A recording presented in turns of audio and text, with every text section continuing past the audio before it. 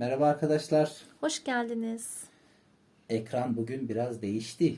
Dadadadan arkada kitaplarımız var. Kitaplarımız var. Ama as solistimiz ön planda duran biraz da tozlanmış ama bugün arkadaşlar gene bize sorulan özellikle tarih ağırlıklı bir kanal olduğumuz için yani biz burada bölüm hani tarihin belli bölümleri, belli olayları anlatan kitapları sunuyoruz. Ama çok sık şu soru geliyor.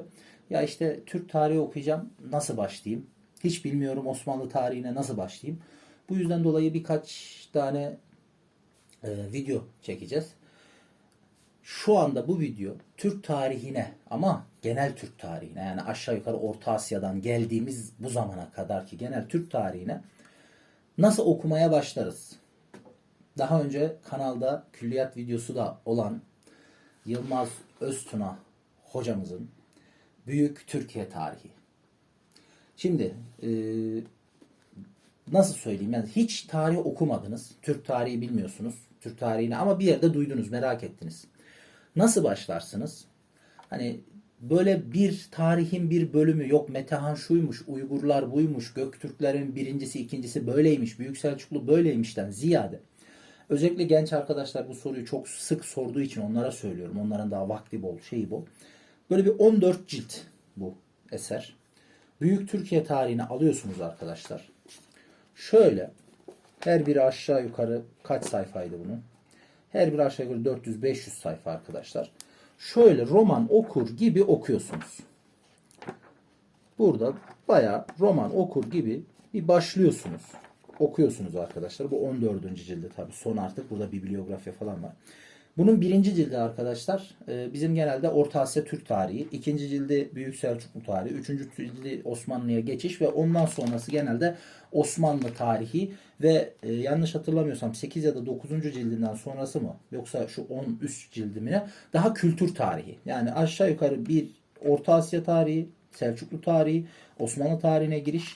Buraya kadar 8. cilde kadar Osmanlı tarihi, siyasi tarihi, 9'dan ya da ondan sonrası da kültür tarihi. Hani işte Türklerin kültürüne dair.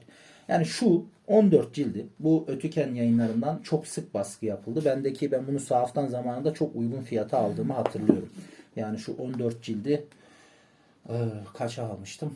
Yani bir 5 yıl önce falan bu 14 cilde sadece 250 lira mı 300 lira mı ne vermiştim.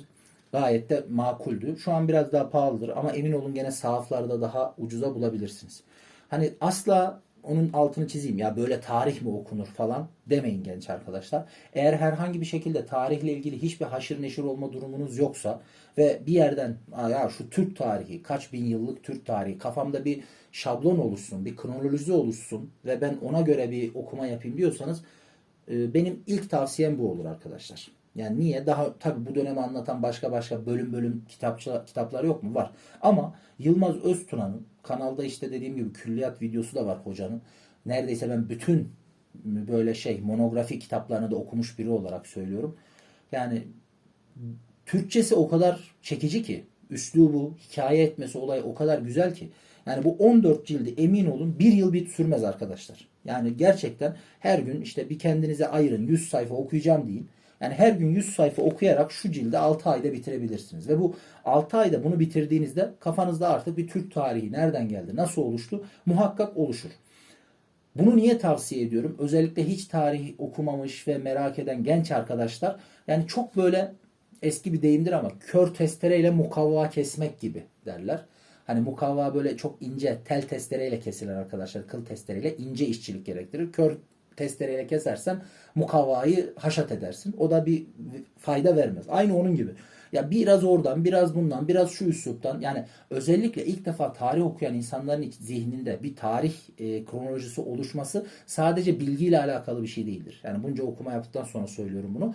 Üslupla da alakalıdır. Eğer siz böyle güzel bir üslupla ve tek bir üslupla yani tek bir anlatım tarzıyla böyle uzun bir süreci okumadıysanız parça o üsluplar zihninizde birleşmez. Siz başka birinden Kanuni okursunuz, başka birinden 4. Murat okursunuz, başka birinden ilk başta tabii sonrasında okumanız gerekir ama en başta için söylüyorum. İlk baş için. Yani böyle parça parça okuduğunuzda o kafanızda bir türlü birleştiremezsiniz. Çünkü tarihçilerin hem üslubu hem odaklandıkları nokta, genel müktesebatlarından çıkardıkları varsayımlar falan birbiriyle uyuşmaz. Siz biraz daha ekonomi tandansı yüksek bir insandan ilk kuruluş dönemi okursunuz.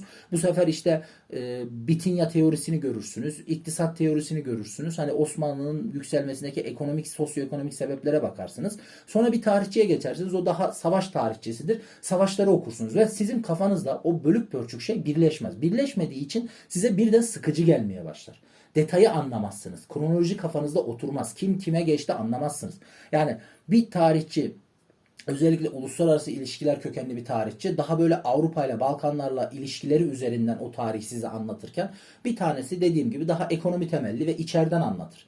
Bir tanesi biraz daha böyle fütuhatçıdır, sağcıdır, başka bir şekilde anlatır. Ve siz o üslupları zihninizle, özellikle tekrar altını çiziyorum, ilk defa okuyorsanız birleştiremezsiniz. Birleştiremediğiniz için de klasik bizim Türkiye'de olan işte tarih çok sıkıcı falan filan. Aslında tarih sıkıcı değil. Tarih çok keyifli. O yüzden Yılmaz Öztuna'dan böyle bu ciltleri alıyorsunuz. Ya kütüphanelerde falan da vardır bu arada. Bu çok bilindik bir eser çünkü. Bu ciltleri alıyorsunuz arkadaşlar. Böyle roman okur gibi tek bir üsluptan, tek bir tarzda okuyorsunuz. Kafanızda bir 2500-3000 yıl oluyor Türk tarihi adına. Çünkü adından da anlaşılacağı gibi Büyük Türkiye tarihi. Hatta ben bazı yerleri gene çalışmam nedeniyle çizmişim. İşte mesela yangın. Direkt yangın mesela çıktı burada. Burada neyi çizmişim? Şu anda ben afetlerle ilgili bir çalışma yaptığım için arkadaşlar, afet teşkilatlanması ile ilgili. Burada da Beyazıt Kulesi, Yangın Kulesi, Yedikule Beyazıt Kulesi. Bunlar hep Yangın Kulesi aşkım, o yüzden. Hani böyle resimler var arada. Fatih Sultan Mehmet. Görünmüyor aşkım. Kendine göre tutuyor. Ha öyle mi? Özür dilerim. Şurada çok güzel Fatih Sultan Mehmet var falan. Ve yorumlar hani şey de güzel. Punto falan da güzel. Zaten dediğim gibi ısrarla söylüyorum. Bizim Yılmaz Hoca'nın üslubu çok güzeldir. Hani referans, dipnot öyle kafanızı karıştıracak şeyler yoktur. Muhakkak hoca bunları kendi okuduğu şeylerden yola çıkarak yapıyor ama hani bildiği şeylerden. Zaten bu bir popüler tarih bu arada arkadaşlar. Onu söyleyeyim. Zaten öyle bir yanlış algı da var. Onu da hazır yeri gelmişken söyleyeyim. Tarih okumaya başlayan herhangi bir insan eğer profesyonel tarihçi değilse teknik tarih okuyarak tarih okunmaya başlanmaz arkadaşlar. Tarih ilk önce eğer benim gibi şanslıysanız, güzel tarihi romanlar tanıdıysanız tarihi romanla başlar. Öyle bir astık kestik hikayesinden biraz da milliyetçi bir tarafınız varsa şuurunuza böyle bir dokunur, hoşunuza gider. Tarihi romanla başlar. Sonra popüler tarihle başlar. Yani böyle dipnotu olmayan, akademik referans düzenine uymayan, daha böyle söylemde gelişen bir tarih üslubuyla başlar. Sonra siz akademik detaylara başlarsınız. Daha da hevesiniz varsa aynı benim gibi Osmanlıca, eski Türkçe öğrenirsiniz. Ara sırada olsa belge okuyamasanız da bir Rika yazı okumaya çalışırsınız falan. Hani bu iş böyledir. En azından hangisinin akademik olmadığını, gerçek bilgi olup olmadığını ayırt edecek kadar bir aşamaya gelirsiniz. O da size zaten yeter.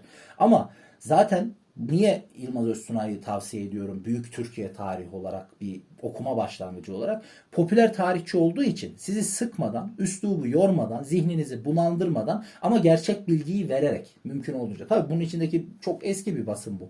Hani hocanın illa içinde değişen yerler olmuştur ama genel hatlar aşağı yukarı böyle. Durum bu sayın yönetmenim. Ne diyorsunuz? Bence güzel bir tavsiye oldu gençlere. Evet. Bundan önce de bir tane daha çektik. Bunların devamı da gelecek yine. Tabii. Hangisini önce paylaşırsınız siz? Ona göre artık. Ben o yüzden hiç referans vermedim. Bilmiyorum. Bilmiyorum. Bunun haricinde bir de Mustafa Cezzar var arkadaşlar. Bakarsınız ikisinden hangisi size hitap ederse onunla başlarsınız. Evet ama o Osmanlı. Bu büyük Türkiye. Hani bu Evet, bayağı Orta bu daha Asya'dan hani falan bütün başlıyor. böyle Türk tarihi okuyayım Hani buna şey diye derseniz. bilebilir, video başlığı şu olabilir. Büyük yani Türk tarihi okumaya nasıl başlamalıyız? Öbürü Olabilir. Osmanlı tarihiydi. Olabilir. Bunun içinde tabii Osmanlı tarihi de var, kültür tarihi de var dediğim gibi. Hani ben bunu çok seviyorum bu seriyi ya. Evet, Hani sen Mustafa çok seviyorsun. çok seviyorum. Yani Mustafa Cezzar diyecektim. Yani Yılmaz Öztuna'nın bütün Türkçe kitaplarını okumuş bir insan olarak hani başka bir kitabı da var. O çok teknik bir şey mesela. Onu söylemeyeceğim. Hocanın 5 ciltlik bir saltanat şeyler adını unuttum ya. Saltanat ailelerine ne deniyordu ya? Hanedan. Hanedanlar tarihi var. 5 ciltlik. Hoca yani nasıl buldun? Afrika hanedanları, Maya hanedanları, Orta Asya 5 cilt arkadaşlar. Yani hanedanlar tarihi var. Sırf sinoloji üzerine, yani sırf soy bilim üzerine bir eseri var hocanın. Çok enteresandı. Ona da bazen bakıyorum ben ama o çok teknik bir şey. O gerekmez. Ama siz bununla Türk tarihi okumaya başlayabilirsiniz. Yani kendinize yapacağınız bir yatırım, hani öyle bölük pörçük şunu mu okuyayım bunu mu okuyayım demektense arkadaşlar, alın şu 14 cildi. Başlayın. Roman gibi okuyun geçin. Yani şu 14 cildi 6 ayda bitirdiğinden sonra kafanızda gerçekten bir Türk tarihi şablonu oluşur. Hani biz neydik, ne olduk, nereye geldik olur. Ondan sonra diğer videoda da söylemiştim. Bölüm bölüm içinizde ilginizi çeken yer olur. Mesela benimki tamam Osmanlı tarihini daha çok okumuşumdur ama Büyük Selçuklu tarihi, Anadolu Selçuklu tarihi benim daha çok ilgimi çekiyor. Ve bu aralar dikkat ettiyseniz Ortaçağ Türk tarihçisi Osman Turan, İbrahim Kafesoğlu, Tayyip Gökbilgin ya da yenilerden okumaya başladım falan. Tavsiye ederim. İbrahim Tellioğlu falan biraz şeydir ama o da orta tarihçisi. Hani tavsiye ederim. Durum bu. Teşekkür Ne diyorsunuz ederiz. sayın yönetmenim? Oldu mu? Teşekkür ederiz. Oldu. Yani buraya kadar geldiyseniz videoyu beğenmenizi, yorum yapmanızı, beğenebileceğini düşündüğünüz arkadaşlarınıza paylaşmanızı rica ediyoruz, istirham ediyoruz. Ve tabii ki kanala da abone olun. Yani abone değilseniz Abone olun. abone olun. Belki işte bu kanal daha böyle istediğim yerlere gelirse zaten ben bu ciltlere ayrı ayrı ders yapacağım. Yaparsın. Yani mukaddimeyi hazırlıyorum şu anda. Bir mukaddimeye giriş şeklinde Ahmet Arslan Hoca'nın İbni Haldun kitabını sunacağız bölüm bölüm. Sonra da 2 cilt mukaddimeyi gerçekten ders yapacağız. İnşallah ilerleyen zamanlarda benim bu meşgalelerimden vakit kalırsa bayağı bunu alacağım. Birden 14'e kadar ders yapılabilir. Evet. Ama tabii burada sizin yorumlarınız ve talepleriniz de önemli. Tabii ki destekleriniz önemli. Evet. Durum bu. Herkese Kolay gelsin.